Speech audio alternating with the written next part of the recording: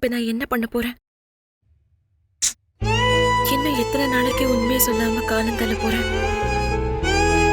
நான் வெறும் 7ஆம் கிளாஸ் தான் படிச்சிருக்கேன்னு இவங்க எல்லாரும் நினைச்சிட்டு இருக்காங்க. ஆனா நான் காலேஜுக்கு போய் மாஸ்டர் டிகிரி முடிச்சிருக்கேன். என் அண்ணன் இது எல்லாத்தையும் மறைச்சு என்ன கல்யாணம் பண்ணி கொடுத்துட்டான். அவன் என்ன ஏமாத்தினாங்கிறதுக்காக நான் இந்த குடும்பத்தை ஏமாத்த போறேன்னா குறைஞ்சது சரவணன் கிட்டயாச்சும் நான் உண்மையை சொல்ல வேண்டாமா? அப்படி சொன்னா நல்ல விதமா ஏத்துப்பாங்களா? இல்லனா நான் வேணும்னு மறைச்சிட்டு தான் நினைப்பாங்களா?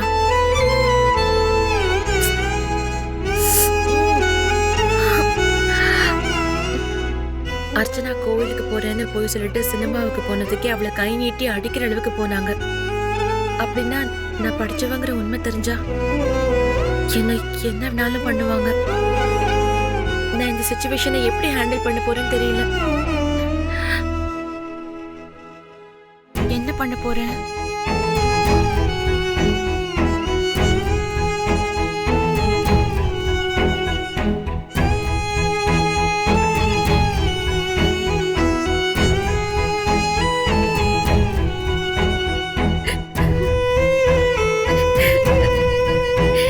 அப்பா, நீங்க இருந்திருந்தா இந்த நிலைமையில எனக்கு ரொம்ப ஆறுதலா இருந்திருக்கும். ஏன்பா என்ன தனியா விட்டுட்டு போனீங்க? நான் என்னப்பா பண்றது? என்ன முடிவு எடுக்கிறது?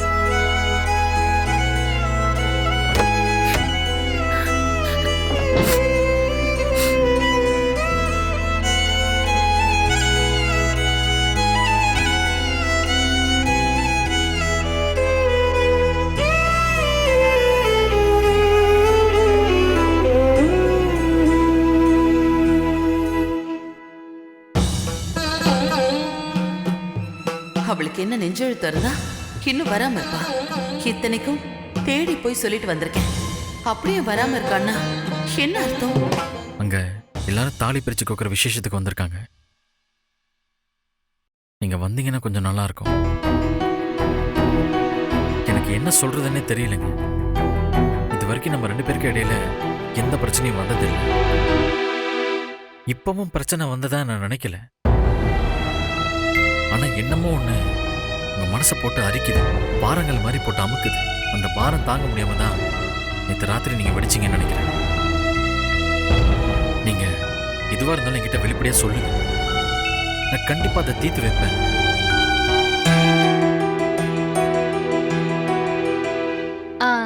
நான் வேணா போய் சந்தியாவை பார்த்து கூட்டிட்டு வரட்டும் மாத்த? ஒன்னும் அவசியம் இல்ல, நீ அமைதியா இரு, அவ வருவா. 1 மாசத்துக்கு முன்னாடி நீங்களும் நானும் தனித்தனியாக நாம செய்யறது எதுவுமே மற்றவங்களை பாதிக்காது. ஆனா இன்னைக்கு நான் உங்களுக்கு புருஷன், நீங்க எனக்கு மனைவி, நீங்க இந்த வீட்டோட மருமக.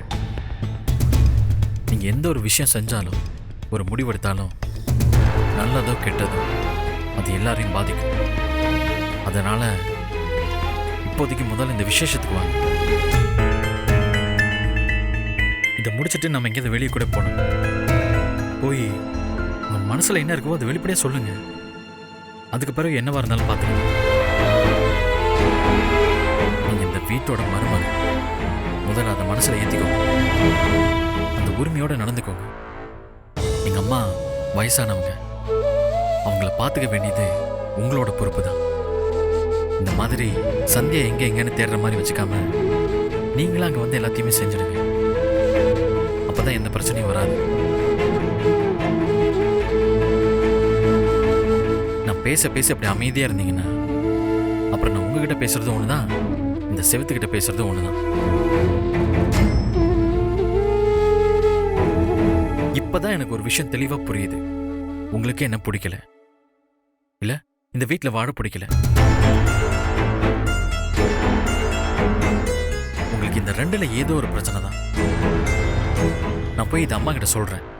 அவங்களாச்சும் இதுக்கு ஒரு முடிவு சொல்றாங்களா?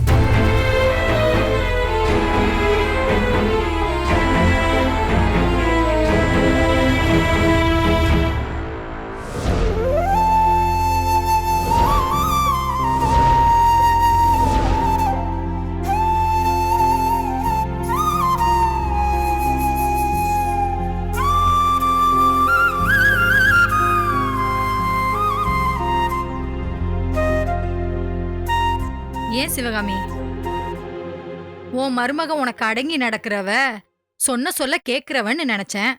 அவ என்னடான்னா ஆளு மேல ஆள் அனுப்புனாலும் வரமாட்டேங்கிறா.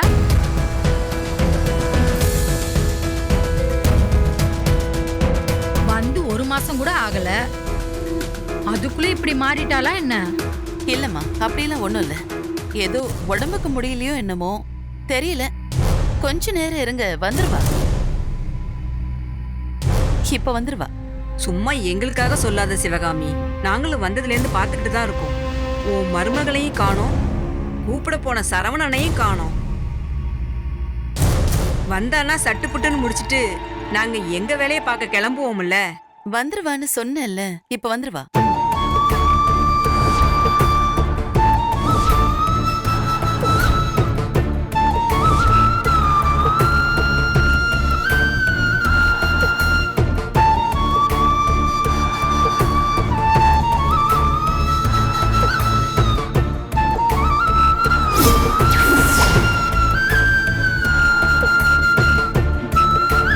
என்ன சந்தியாவை காணோம்? தெரியலையே. அம்மா, அது வந்து உங்ககிட்ட ஒரு விஷயம் சந்தியா எங்க?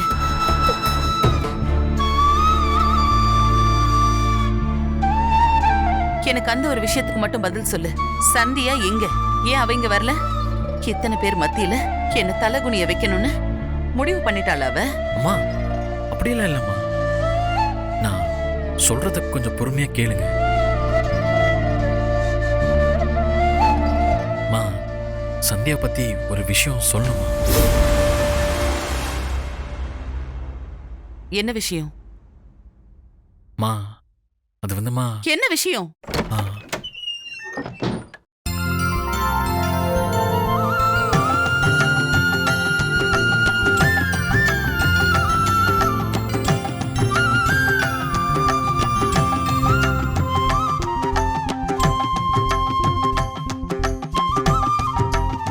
அப்பாடி, ஒரு வழியா சந்தியா ரெடியாகி வந்துட்டா. லேட்டா வந்தாலும் ரொம்ப லட்சணமா அழகா வந்திருக்கா. இப்படி ஒரு தங்கச்சில மாதிரி ரெடியாகி வரணும்னா இவ்ளோ நேரம் ஆகதானே செய்யும்.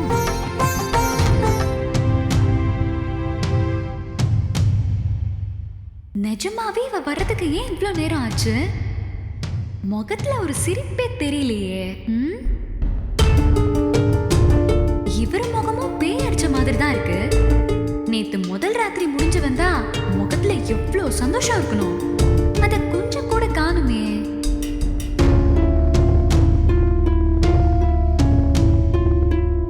சந்தியாமா, வாங்க, உங்களுக்காக தான் எல்லாரும் வெயிட் பண்றாங்க. சிவகாமி, அதான் சந்தியா வந்துட்டல்ல, இப்பவே ஆரம்பிச்சிடலாமா? ஒரு நிமிஷம் இருங்க.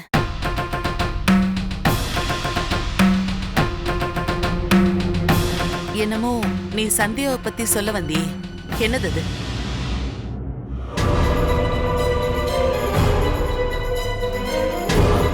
அது ஒண்ணும் இல்லைம்மா. முதல்ல நம்ம இந்த சடங்களை நடத்துவோம், அப்புறமா இதை பத்தி பேசலாம். நீங்க உட்காருங்க.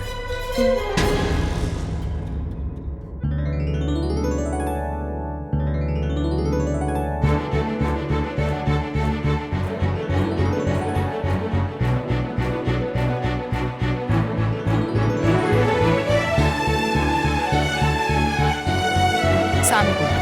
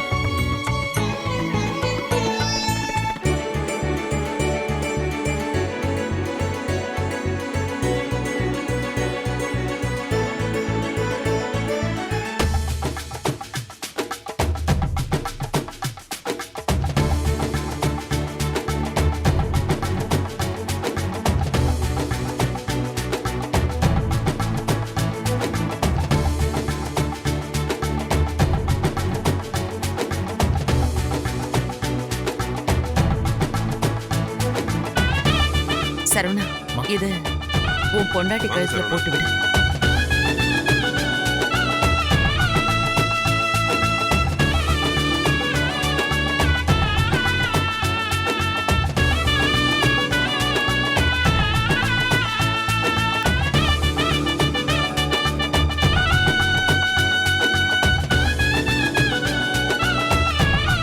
நீ எப்பவும் தீர்க்க சுமங்கலியா இருக்கணும்.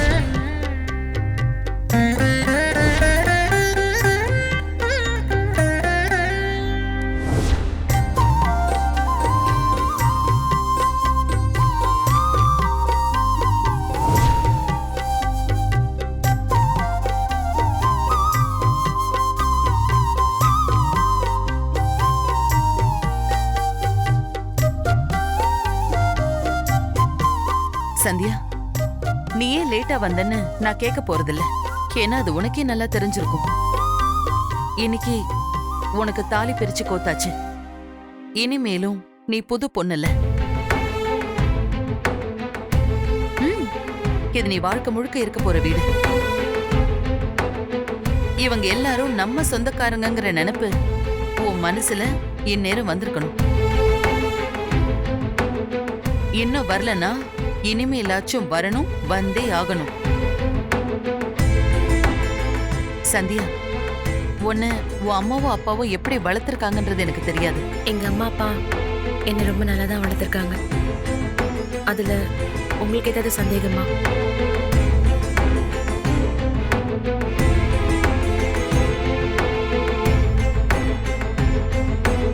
நல்லது. அப்படி வளர்த்திருந்தா அது உன் நடவடிக்கையிலேயே தெரிஞ்சிரும். யாரும் வந்து சொல்ல வேண்டியதில்ல. இது வரைக்கும் நீ இந்த வீட்ல நடந்துகிட்ட விதத்துல இருந்த சின்ன சின்ன குறைகளை நான் பெருசுப்படுத்தல. ஆனா இனிமேலும் அப்படி நான் இருப்பேன்னு நினைக்காத சந்தியா.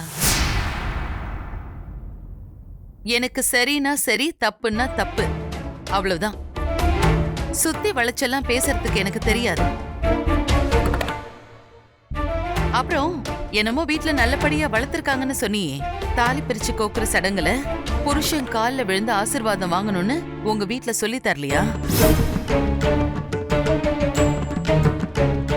எத்தனை பெரியவங்க உன்னை ஆசீர்வாதம் பண்ணாங்களே, அப்ப கூட அவங்க கால்ல விழுந்து கும்பிடணும்னு உனக்கு தோணலையாமா? என்ன பாக்குற? இந்த தாலி பாக்கியம் கடைசி வரைக்கும் நிலைக்கணும்னு ஆண்டவனை நல்லா வேண்டிக்கிட்டு இவன் கால்ல விழுந்து கும்பிடு.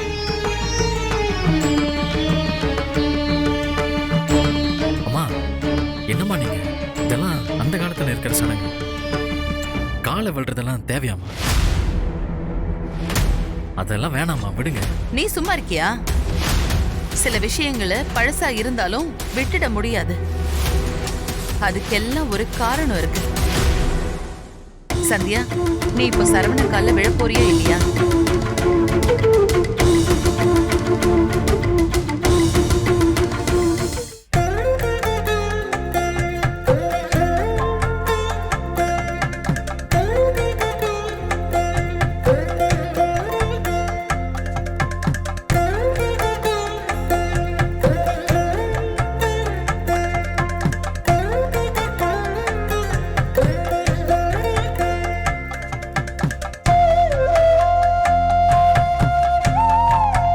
நான் இப்போ செய்ய சொல்றதெல்லாம் இப்போ உன் மனசுக்கு அகங்காரமா தான் தெரியும். ஆனா பின்னாடி ஒரு நாள்ல இதெல்லாம் ஏன்னு நீ புரிஞ்சுக்குவ. ஏந்தா, இத நீங்க 2 பேரும் சேர்ந்து கொண்டு போய் வெளியில இருக்கிற துளசி மாடத்துல இத ஊத்திட்டு வாங்க. சரிம்மா, வாங்க.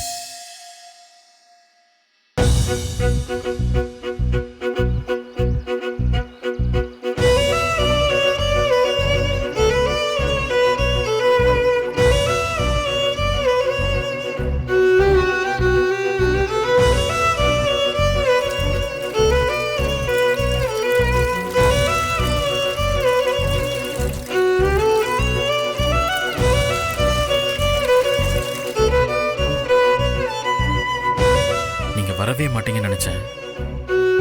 வந்ததுக்கு ரொம்ப நன்றி. நான் உங்களுக்காக வரல, உங்க மான மரியாதைய காப்பாத்துறதுக்காக வரல.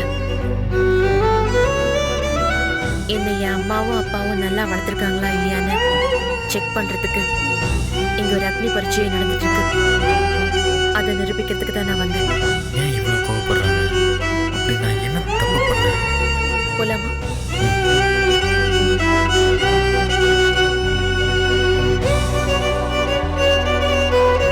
என்ன இன்னும் ஆளை காணோம்? இந்த வந்துட்டான். ஒரு வழியா எல்லாம் நல்லபடியா முடிஞ்சிருச்சு. இதுக்கு அடுத்தது என்ன தெரியுமா? புது பொண்ணு ஒரு இனிப்பு செஞ்சு அவளோட வாழ்க்கைய ஆரம்பிக்கணும். இன்னைக்கு நீ எல்லாருக்கும் பாயாசம் செய்ய போற. அதுவும் பால் பாயாசம். பால் பாயாசமா? ம். மருமகளே, அதுல முந்திரி ரொம்ப முக்கியம். ஒரு பொண்ணுக்கு சமையல் கட்டு ரொம்ப ரொம்ப முக்கியம். அதை எப்பவும் அவளோட கைக்குள்ளேயே வச்சுக்கணும். சாப்பாட்டோட ருசியை விட அதுல நீ எவ்வளவு அன்பும் அக்கறையும் காட்டுறங்கிறது தான் விஷயம். அப்புறம் உங்க வீட்ல உன்னை பொண்ணு பார்க்க வந்தப்போ ஒரு பாயாசம் செஞ்சு கொடுத்தல்ல, உன் கையாலேயே அதே மாதிரி செய். நான் வேணா சந்தியாமாக்கு உதவி பண்ணவா? ஒன்னும் தேவையில்லை. இந்த வேலையை முழுக்க முழுக்க சந்தியா மட்டும்தான் செய்வா. அவளுக்கு எப்படி சமைக்க வரும்னு தெரிஞ்சுக்க வைக்கிற ஒரு சின்ன டெஸ்ட். இத பாருங்க, மத்தவங்க யாரும் சமையல் கட்டுக்கு போகவே கூடாது. சொல்லிட்டேன், புரிஞ்சுதா? ஆ. அப்புறம் அர்ச்சனா, என்ன இப்படி நிக்கிற? நிறைய வேலை கிடக்கல. போய் துணியை துவைச்சு போட்டு காய வச்சு மடிச்சு வைக்கணும். போ. போறேன். போய் பார்வதி கிளம்பு. சரிம்மா. நீ ஏன் பண்ணிக்கிற? டைம் என்ன ஆச்சு? கடைக்கு போக வேண்டாமா? கிளம்புப்பா கடைக்கு. போ, போய் வேலையை பாரு. ஏங்க வாங்க. சிவகாமி, ஆ பால் பாயாசம் ஐடியா கொடுத்த பாரு. ஆ. சூப்பர்.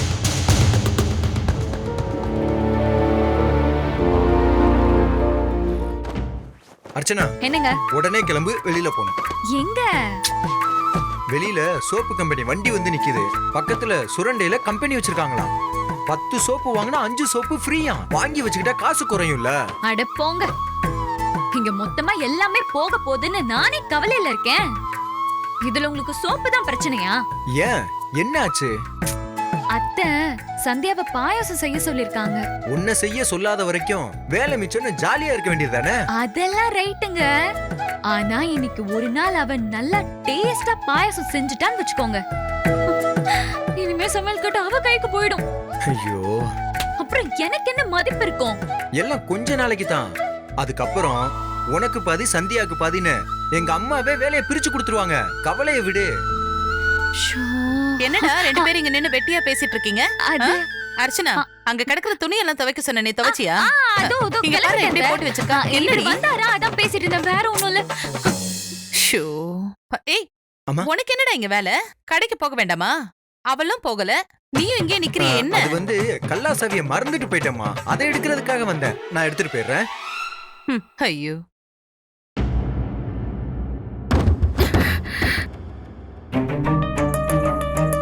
ஒரு பொண்ணோட வளர்ப்பு நல்லா இருக்கா இல்லையான்னு இவங்க சமையல் வச்சுதான் முடிவு பண்ணுவாங்களா? இது என்ன அநியாயம்? அப்ப பையனோட வளர்ப்பு முடிவு பண்ணனா இதே மாதிரி தான் செய்வாங்களா? கண்டிப்பா மாட்டாங்க. பையனா ஒண்ணு, பொண்ணுனா ஒண்ணா? இதுதான் இங்க நியாயமா இருக்கு. என் அண்ணன் நினைச்சது படிச்சான். அவன் ஆசைப்படி அமெரிக்கா போயிட்டான். ஆனா நான் நல்லா படிச்சும் படிக்காதவங்கிற முத்திரையோட இந்த வீட்டுல அழுதுகிட்டு இருக்கேன். என் நிலைமை எந்த பொண்ணுக்கும் வந்துடக்கூடாது.